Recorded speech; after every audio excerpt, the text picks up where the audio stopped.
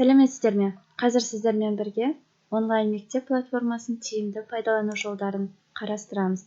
Ол үшін ең алдымен Білімленд платформасына кіреміз. Міне осы жерде онлайн мектеп жаңа батырмасы шығады. Өзіміздің құпия сөзімізді енгіземіз, мектеп берген. Бұл жерде ең маңыздысы қатеу енгізбеу керек, яғни мына жерде нежный правил, нүкте секілді таңбаларды да енгізуіміз қажет. Паролімізді енгіздік.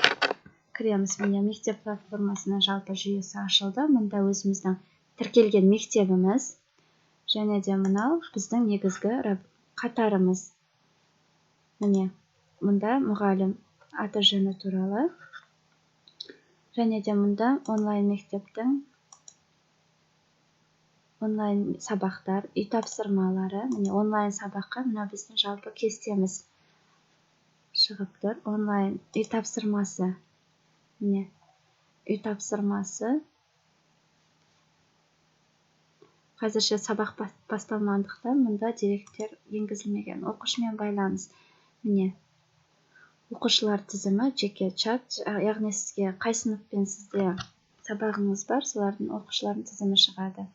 Және де менің сабақтарым, өзіңіз жасаған сабақтар, журнал, пәндер тізімі.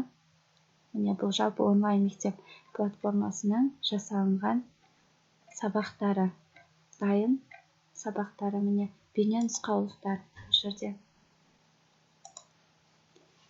Енді бізге қазірге керегі менің сабақтарым қатарын басамыз. Жалпы онлайн сабақтар тізіміне көшеміз. Міне 1 қыркүйек күні бізде сабақты қосайық.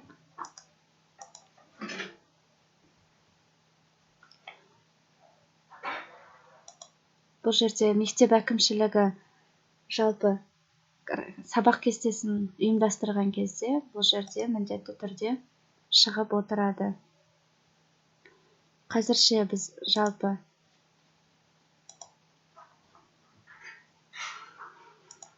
орната тұрайық. Жалпы 1-8 Б сыныбын алып қарасақ, пәніміз қазақ тілі пәні, сабақтың түрі, менің сабағым деп алайық. Сабақтың түрі. Менің сабақтарым, сабақтың үлгісі.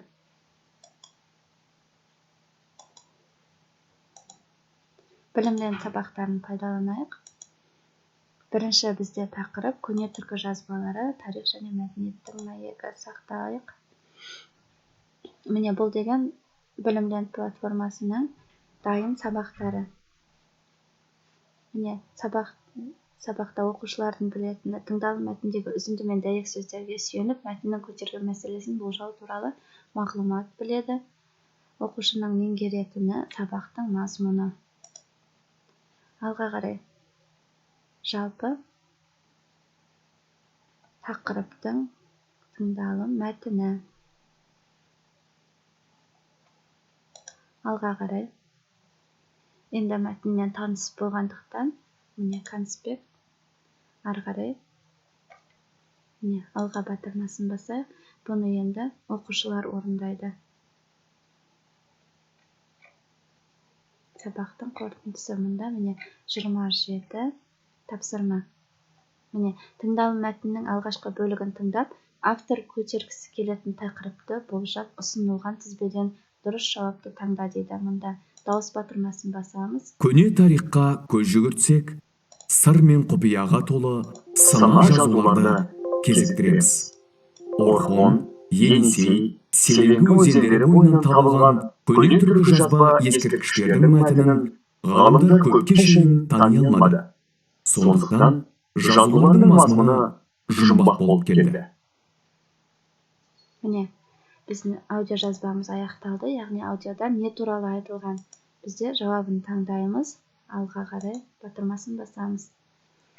Және мұнда тексеру батырмасын бассақ та болады. білгені жөн. Міне, біз дұрыс жауапты белгіледік. Мұнда білгені жөн қосымша ақпарат және түсіндіру. Алға.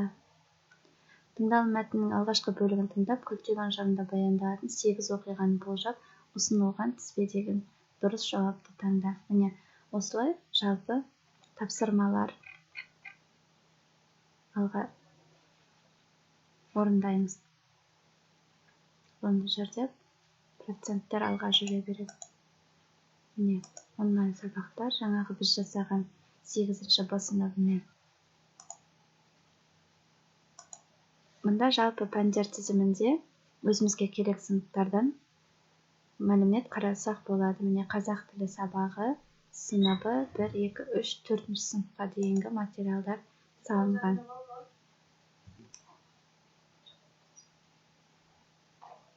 Мұнда орысша және қазақша тілді таңдасақ болады.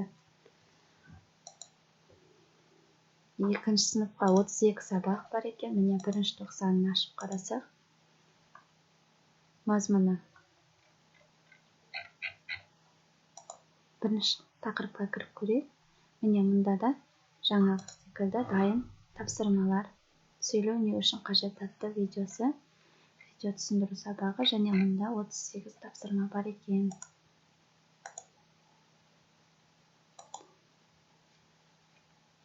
Назарларыңызға рахмет.